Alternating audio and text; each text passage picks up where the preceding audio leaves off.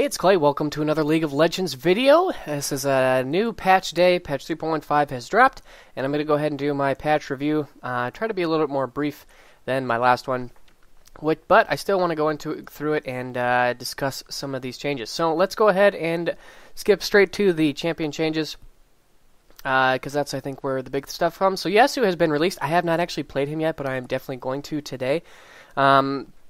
As with any champion release, it's always crazy. Like, everybody wants to play him and play him with any lane. It's like an insta-lock rush.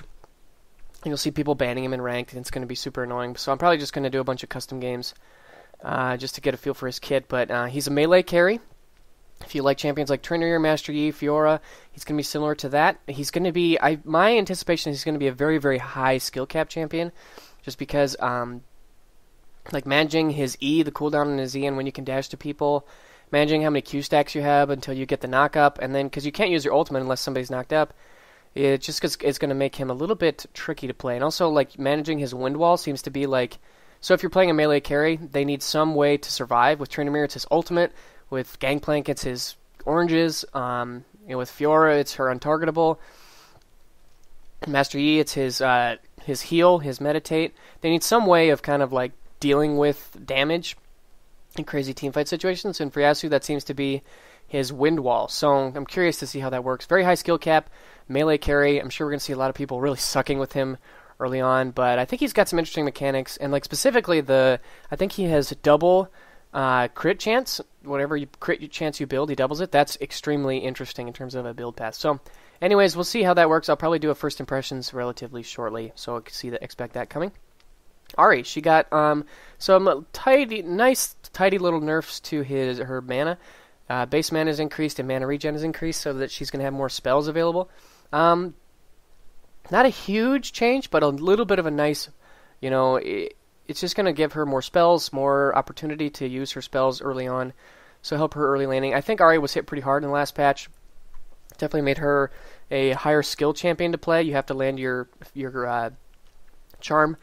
So this is going to kind of help her out with that a little bit. Doesn't entirely change, what they did to her, but little buffs kind of add up. Another thing that this might change is if you were somebody who used to build something like Athene's on Ahri, this kind of lessens the need for that. So you can really, stick to more of an assassin style playstyle and just rush DFG. So overall, I think these are good. Ahri needed a little bit of love. Okay, Fiddlesticks. This is probably one of the bigger changes in this patch. The big thing is that the Terrify has been pretty much gutted. At max rank, it's a 2.25 second fear, whereas before it was a 3 second fear. Now, they did make up for this by increasing it at early ranks. It used to be 1.0, and now it's 1.25. And then they also reduced mana costs across some of his other abilities. I actually think that this is a massive... I don't know if massive is the right word, but this is a big nerf to Fiddlesticks because... in my opinion, Fiddlesticks' Terrify was the reason you play him. I primarily played him as a support, so maybe that's why. But even as a jungler, like, your Terrify is what makes you so scary. Your Crowstorm is scary, but, like, it's only scary because you get terrified in the Crowstorm. And so I think that this is a pretty big nerf. And to be honest, like, this kind of homogenizes his Terrify, and I don't really know why you would pick Fiddlesticks. I think this is pretty hard on him, to be honest. Going from 3 seconds to 2.25 seconds is pretty rough. So keep that in mind. I'm sure we'll see, how this all works out. Mana costs, I don't know if that makes up for just a flat nerf in Terrify. Maybe one thing that it would do is it will allow this to be more of a one-point wonder, and you can put points into his damaging skills and focus more on that, but I don't know. I'm just not really seeing this as a good change for Fiddlesticks. I get it, because, like, a 3 second fear is brutal, but, like, I don't know, that was kind of one of the things that made Fiddlesticks. Like, you get Cleanse, you probably are going to need to get a Quicksilver Sash against him. It's just the nature of the beast. Like, that's what happens when the enemy team picks Fiddlesticks. So, I don't know, I think this is kind of hard on him. Janna, she's getting a little bit of a mana cost reduction. I'm assuming that they're going to continue to change her, because she is, I think, in my opinion, weak, getting outclassed by other supports.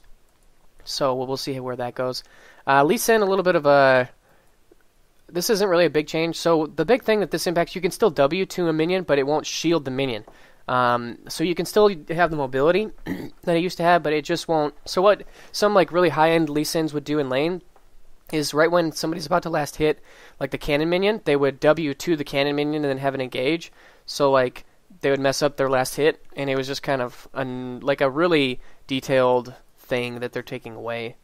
So I don't know. Lee Sin's really strong. This kind of impacts like his laning more than his jungling, which is I think where most people play him. So not a huge change to Lucian or to Lee Sin. Next up is Lucian. I have always thought that Lucian is a very strong AD carry since his release. He got some really nice quality of life buffs in a past patch. It has really put him in a very powerful position, especially if you watch OGN in Korea or if you watch the NACL. You're going to see Lucian a lot. In fact, I believe he has been the most picked or banned AD carry. So, yeah, this is going to just hurt his Q a little bit. The base damage is going down at max rank 240 to 200. And the range isn't really a big deal. It's kind of like a bug thing. But 40 damage decrease on is kind of okay, but it still has a really good AD scaling. So this doesn't really cripple him. It's just kind of reducing his trade. His landing was really, really strong. Like a Q auto, W auto, E auto is something that no other AD carry can really trade with over an extended period of time. So I think that's a pretty good change. Lulu getting some buffs. I actually think this is really cool. I think she needed this because... So they changed it. They reduced the damage on her picks, but then they gave it an AP ratio. But now Lulus aren't really building as much AP as they maybe thought, so it just kind of ended up being a straight-up nerf. So they're getting her some of that power back, specifically at later levels. 105 is the new highest versus 81, so you don't need to build as much AP to get as much damage. I think this is a nice change. I think picks is a cool place to put power because it's a really cool part of Lulu's kit. You can shield an ally and use picks that way. You can keep it on yourself. I think that's pretty cool. The base shield is lowered at early ranks, so this is kind of...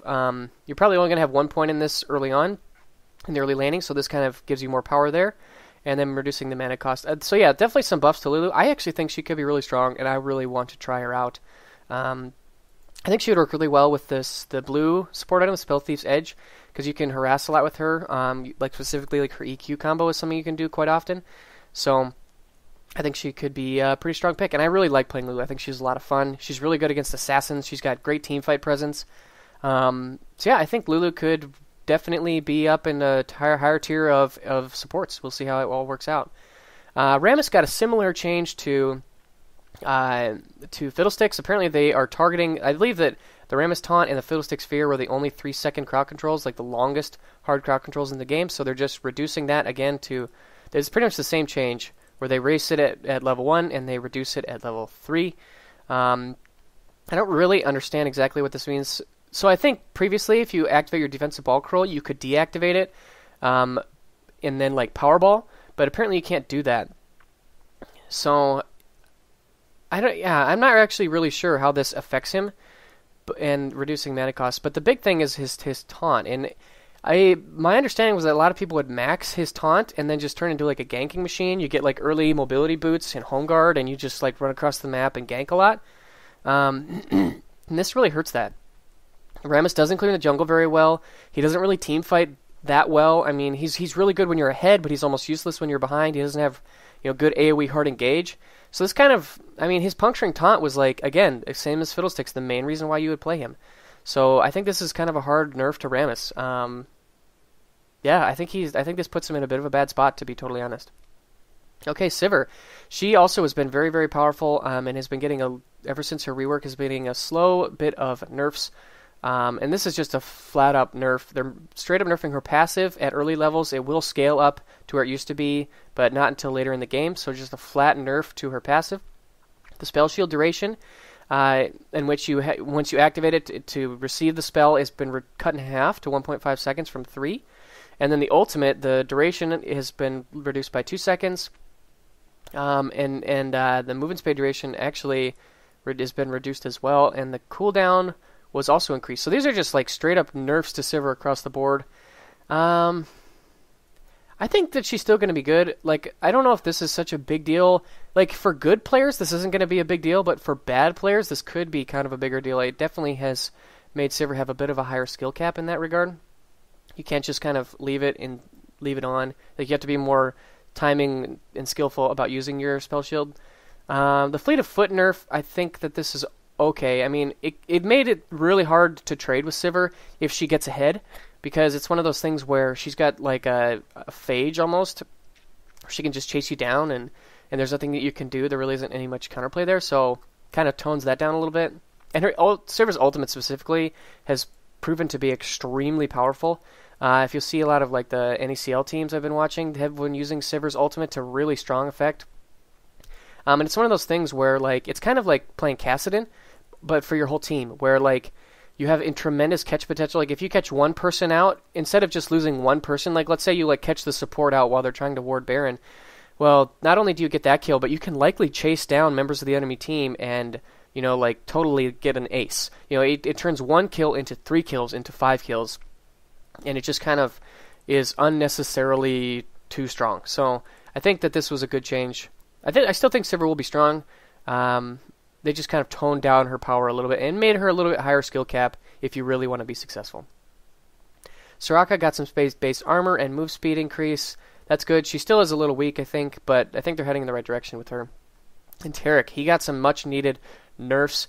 On his passive, his armor scaling has been reduced by 10%, which is good because Taric, one of the things about Taric is that he has had a ton of damage. So on Taric, he would specifically want to pick him against heavy AD teams, like if they have an AD top, an AD jungle, an AD carry. You're going to really want to pick someone like Taric because he scales so well with armor. You get like Frozen Heart and Thornmail and Randuin's, and you just have a ton of armor. And not only that are you extremely tanky, but you have a ton of damage because you scale with that armor. So they're reducing that damage there. And then also on his Shatter, again, armor damage scaling reduced, and the shred values have also been reduced, and the shred scaling has been reduced. So, like, not only is he doing less damage with the armor that he has, but he's not going to be shredding as much armor, which, like, his armor shred was crazy. Like, I've seen people shred almost, like, 70 or 80 armor, which is absurd. Like, that's a ton of armor shred. So it kind of brings Taric down a little bit. I think he needed this. Honestly, he's just been too strong. So moving on to the minor changes. Texture update for Nivea. That's kind of interesting. I'm curious to see. Like, I don't think this means a visual update. I think it's just kind of like a little bit of love. Bug. Improving Caitlyn's run animation. I play a lot of Caitlyn, so I'm curious to see how that works. I always thought she kind of had a weird run animation, so I think that's good. Bug fix. Garen was really bugged. I think his win rate like totally plummeted because his E was like super bugged. So I'm glad that they fixed that. And also, no longer deals reduced damage to monsters. So, I wonder if that means that he could like jungle. He doesn't really have any hard crowd control, so I can't really see it being that good. It'd be like, but he could farm it probably really well with his E. I'm curious to see how that works out. Bug fix. Oh yeah, this one actually I think is a really nice change to Pantheon, and I've played a fair amount of Pantheon, and I have always wondered or sometimes wished that his W could go to minions, because it gives him a little bit more skill in lane. Like specifically if you're getting ganked, you can use minions to escape, kind of like Jax, although Jax can go to like wards or allied minions, so it's not necessarily a fair comparison, but like you can definitely, there have been times when I've been wanted to like jump to a minion to get in range to throw a spear. Like it just kind of gives Pantheon a little bit more tricks to pull, which I think is good. I think these kind of changes are really nice because it allows room for Pantheon to outplay people without giving him this like extremely apparent power. Like in order to make this useful, you have to be smart and skillful and use it at a good time. So I like this change to Pantheon. Doesn't really address his core thing. You know, he has like his build is kind of doesn't really make sense, and he doesn't really have any sort of escape, so he still kind of has a little bit of like role identity problem, but I like this change to Pantheon. Riven improved her running animation. Sure, great. Bug fix. So, okay, moving on to, those are the champion changes. Now moving on to jungle items. It looks like they changed the passive from both the Spectral Wraith and the Elder Lizard, and they gave it the Conservation passive, which I believe is on the Ancient Golem, which I think is good because I think the Bounty Hunter passive was kind of wonky and weird and not really useful. Especially not as useful as the Conservation passive, because like you're guaranteed to get the gold from the Conservation passive, like if you're out ganking or or doing stuff, and then you go back to farm in the jungle, you're going to get that gold. Whereas the Bounty Hunter passive was kind of like exactly what they said, like very feast or famine. Like if you don't get kills or assists, these two items are almost worthless because you're not going to get the gold that you need. Okay, so moving on to trinkets. So I think that the yellow trinket has definitely established itself as the strongest one. I mean, it's a free ward, and at level 9, you constantly have a free ward on the map. But the blue trinket was really weak, and I think the red trinket was a little bit niche. So, so the blue trinket has been buffed as a scouting tool and an in-combat vision trinket, which means that I believe that means that it will reveal enemy champions, which does not affect stealth champions, but it will reveal enemy champions. So if you're kind of like chasing someone down, or you need to get vision of an area, like if somebody's trying to juke and brush, you can use this really well. So I think the blue trinket has its place. It still may be a little weak, but I think we'll see. And then the sweeping lens had its cooldown reduced, which I think was really important because I think one of the things that we've seen in this recent patch is that not only has there been more vision across the map because everybody has wards, but it's really difficult to choke out or clear out vision. It's very difficult to remove vision from the enemy team. So by reducing the cooldown of the sweeping and greater lens, I think that is a good change. Jungle damage has been reduced a little bit, so it looks like the jungle won't be quite so difficult. It looks like assists are giving less gold, which is fine. I don't think that's a huge change. Super minions are going to be buffed, so you do really need to focus on that. Some mastery changes. These are actually kind of important. So they're reducing the attack damage from, this is like the 9 point in the offense tree on both the AP and the AD side. They're just reducing the flat AD and AP, which is kind of nice. I don't know if this is, like, I have noticed if you start Doran's Blade and you go like a lot of points into offense and you do like 15 AD, you can start with like almost 90 attack damage at level 1, which is pretty absurd. So I think that kind of curbs that power a little bit. But I don't know. I still feel like if you only get 9 points, like as the 9th point in the offense tree, this is still kind of a weak mastery. But I guess we'll see. And then the defense tree, they're reducing the heal from Perseverance. And this mastery was really nice. Like I actually made a video on some like the high regen tanks are really strong because of some of these masteries in the defense tree. So I think buffing that down a little bit or nerfing that down a little bit is probably best. It's only 1% versus 3%, so not a huge deal. But I think it kind of brings it more in line. I still would pick it on those champions, so I don't think that this is like going to remove that. And then the Legendary Guardian, this is the one where you gain armor and magic resist from enemy champions that are near you. The big thing here is that they reduce the range. So it's like 700 range is like, that's like a little bit longer than a Caitlyn auto attack. That's like a Tristana auto attack at level 18. So you need to be still within pretty close range. Like you really need to be right in the middle of the enemy team in order to get all 5 stacks, which I think is fine. This mastery also was really strong. I think a lot of people have been getting it with 21 points in defense, so I think that makes a lot of sense. So that's kind of the end of the patch notes. The big changes, I think, are to the big CC changes. Big Sivir change, but like the Rammus and the Fiddlesticks changes specifically, I think are pretty rough.